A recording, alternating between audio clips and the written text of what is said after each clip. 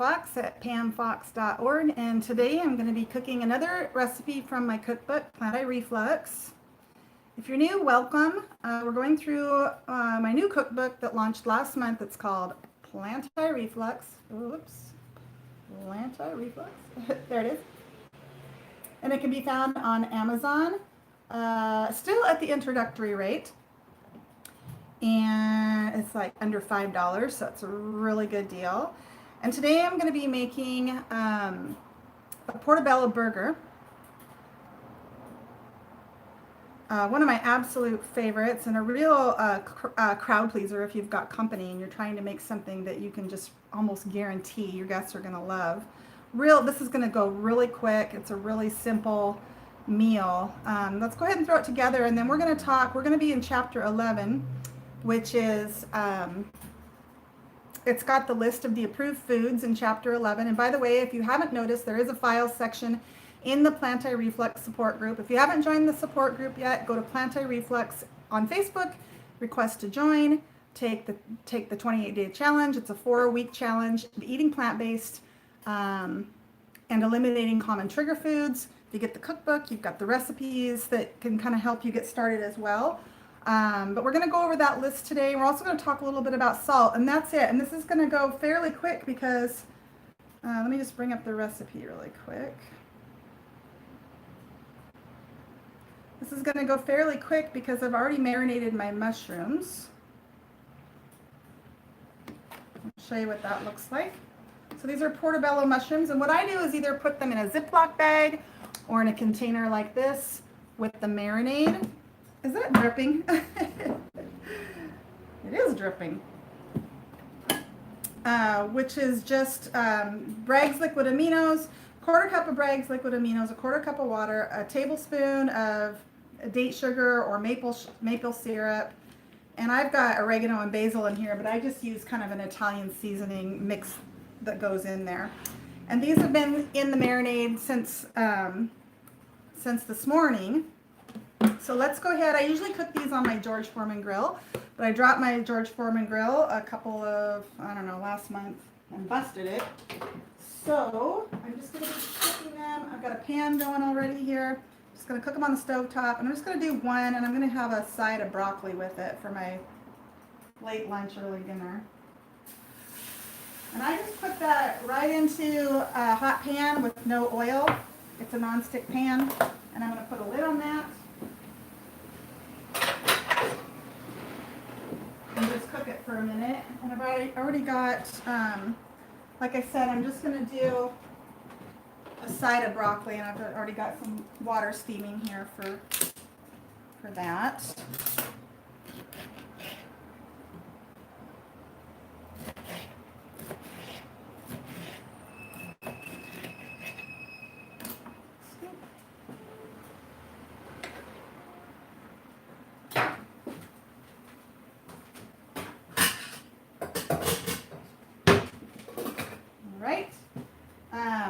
So like I said, this is going to go fairly quickly.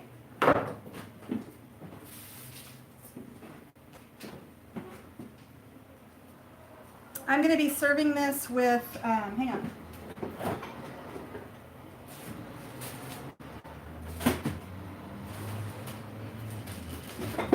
Usually I put some greens or some sprouts on my burgers and sandwiches. I don't have either, but I've got some cabbage here, so I'm just going to do a pile of cabbage on there for my greens.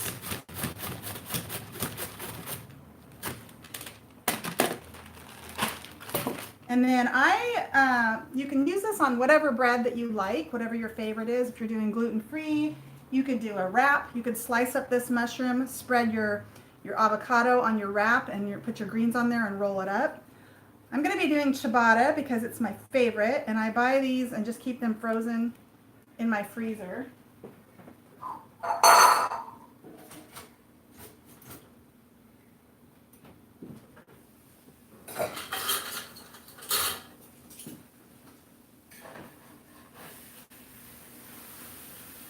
Give that a flip. It's almost ready. Just going to turn that down and just kind of let it steam through. Okay, so It's just going to be a matter of minutes before that's ready. So let's just go ahead and jump in to chapter 11. And we're just going to talk a little bit. It's a really short chapter, but it's an important one. We're talking once again about just things that can kind of help set you up for success. So I was going to mention before, in the Plantar Reflex Facebook group, there's a files section, and it has, I think, 4 different files there that you can print for free. And this is one of them. It's the whole plant foods list. That one, and it's got green and red. Obviously, green means go and red means stop, but it's got all of the plant foods. So in chapter 11, I basically remind you to eat the foods you love, eat what's realistic for you, right? If you have a busy lifestyle, don't get too crazy with and creative with your recipes, and eat the foods that make you feel your best. You know, if you eat certain foods and they always give you a trigger or whatever, then you got to cut that out. What you love, what's realistic for you, and what makes you feel your best. And keep it simple. And so what I really want to help you remember and help you continue to remind yourself of is, just because when you're on a plant-based diet, that doesn't mean oh, you've eliminated all these foods from what's available or what's approved to eat. No, there's still tons of foods available, tons of wonderful, delicious foods available. And I know that doesn't apply to everybody, because some people are really limited depending on allergies and sensitivities and all of that. But when you look at the list, numbers 1 through 5 is vegetables, and then fruits, beans and legumes, whole grains, nuts and seeds. That's 1 through 5, and that just kind of summarizes all the foods. But then it goes into minimally processed plant foods, and then some of the different condiments, some of the different, things like miso, things like nutritional yeast, and then the common trigger list. The common trigger foods are in red. I don't know if you can see that, and they're crossed out. So while they are plant foods, and some of them might be highly beneficial plant foods, they're crossed out for the challenge, like vinegar, like raw onions and garlic, and so forth. So if you do want to print that out and have it as a handy resource, you can do that in the files group. Okay? I splashed that marinade all over my book, all over my notebook. Okay, so keep in mind too that when it comes to eating plant-based, you want to eat the foods you love, you want to keep it realistic, and you want to eat what makes you feel your best, but you also want to try to keep it, fairly simple. Think of plant-based eating as at least 90 to 95% of your food coming directly from whole plant foods, or as close to whole plant foods as possible. A couple of weeks ago, I made a pasta dish, and so, pasta obviously it's a processed food. This bread that I'm going to be eating is a processed food, but the vast majority of the food that I eat is closer to whole foods. And so, you can get away with eating these less, whole foods, more processed foods here and there. It's fine. It's not a big deal. There are some people out there that just do purely, whole foods, raw foods. And if that's what you want to do, you can do that too. It's not what we're doing here though.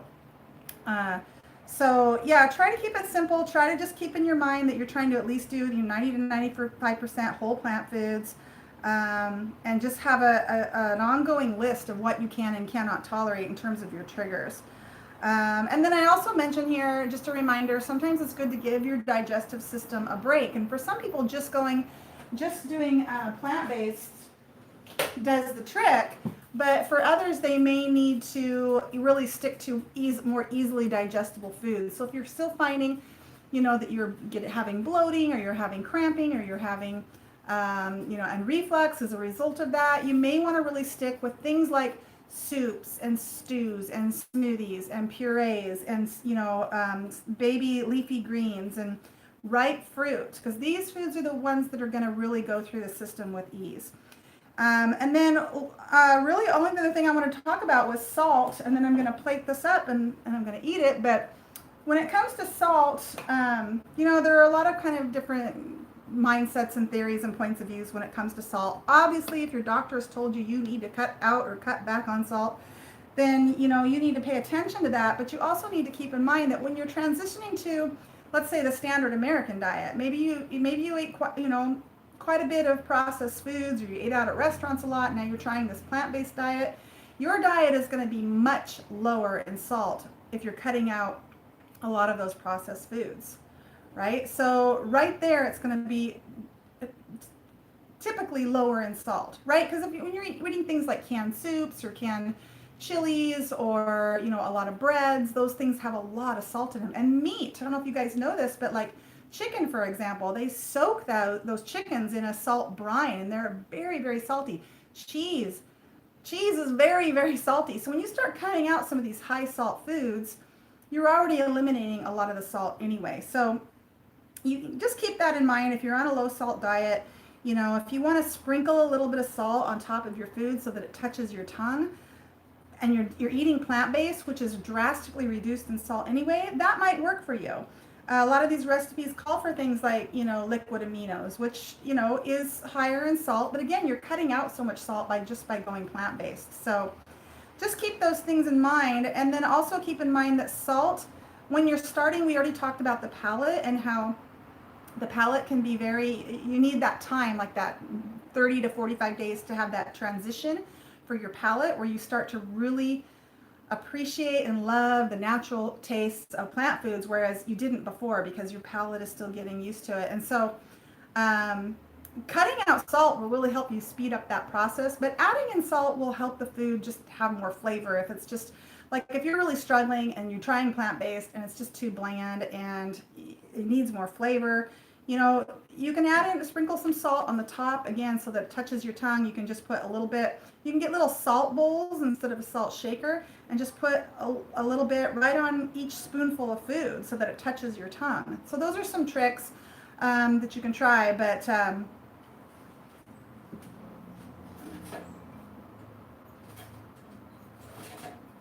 have this in the toaster. We better get going because that's gonna get kind of stale. But yeah, so if you're concerned about your salt intake, don't add it in, but you can try, you know, sprinkling it on top. If you're eating out, you know, at restaurants, just keep in mind the food at restaurants is gonna be salty in general. It's gonna be a lot of salt. And then also keep in mind that, you know, plant foods have salt in them. So if you're worried about not getting enough salt because you've eliminated all salt from your diet, you know, a lot of plant foods have salt in them, some more so than other, like celery, for example. But that's the kind of the wonderful thing about eating a lot of whole plant foods, that they just have all of the goodness in them that our bodies need, right? They have the water, they have the fiber, they have the salt, they have the vitamins, they have the protein, they have the minerals. They just have that in there. And so like I've said before, as long as you're eating an abundance and a variety of whole plant foods, and that makes up the majority of the foods that you eat, you should do okay in terms of meeting those nutrient needs. All right, so I'm just gonna, I've got a small, what looks like a perfect avocado here.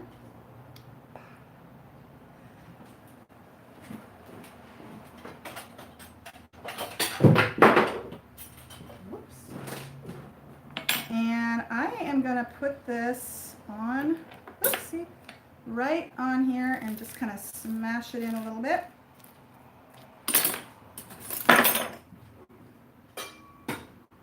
And here's my portobello. See, and it didn't even stick. I'm going to put that right on there.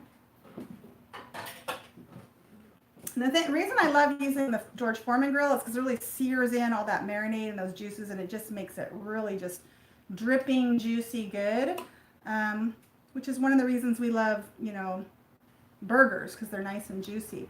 So this would go on there, and that would be it. I am going to put, so these are fire roasted red bell peppers, and these would be considered sugar food for most, and they're considered a not for the 28 challenge. Now we're in our second month right now. Remember, you guys, if you want to start adding in, so this is how I eat it. Remember, I don't have reflux anymore, so that maybe that'll inspire you guys to keep trying and to not give up, because this worked for me. Between my diet, changing my diet, and reversing my hiatal hernia, I no longer have all of the symptoms that I used to have. So, okay. Let's see. So, but yeah, I was talking about reintroducing foods in month 2.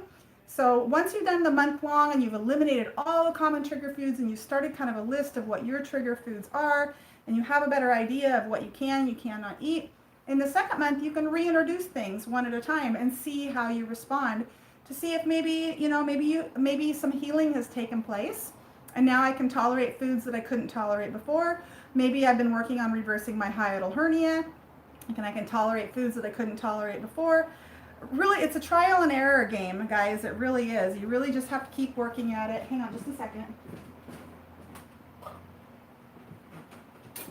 And see what works for you as an individual. All right, so here is our burger. Will it good? All right.